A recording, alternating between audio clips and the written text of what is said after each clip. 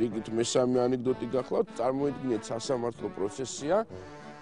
მოსამართლე, ბრალდებელი, ადვოკატი დგება, დამსწრეს საზოგადოება და იძახის პატივცემულო მოსამართლე, პატივცემულო დამსწრეს საზოგადოება, მე მინდა მოგიწოდოთ, დაფიქრდით, თქვენ წინაშე დგას ჩამოქნილი არსება, ცისფერთვალება, ქერათმიანი, დაბურთული ტუჩებით, ულამაზესი სხეულით, შეხედეთ ამ ქალბატონს, სოდო არ არის, იგი ასე ვთქვათ, ციხეში ამოლპეს, პატივცემულო საზოგადოება, პატივცემულო დამსწრეს საზოგადოება დააკვირდით მის ნატიფ თითებს, ჩამოქნილ ფეხებს, მკერდს, ყურებს, არაჩვეულებრივ თვალებს, სოდო არ არის ეს ქალი, ასე ვთქვათ, ციხეში ამოლპეს და რაც მთავარია პატივცემულო საზოგადოებამ, მე ახლა გესაუბრებით მანდილოსანზე, რომელიც თქვენს წინაშე ჩაცმული დგას, წარმოიდგინეთ ჩიშველი, უკანალი, მკერდი, იდაყები, მუხლები, მოკლედ მე მოვჩი. და დანარჩენი საზოგადოება.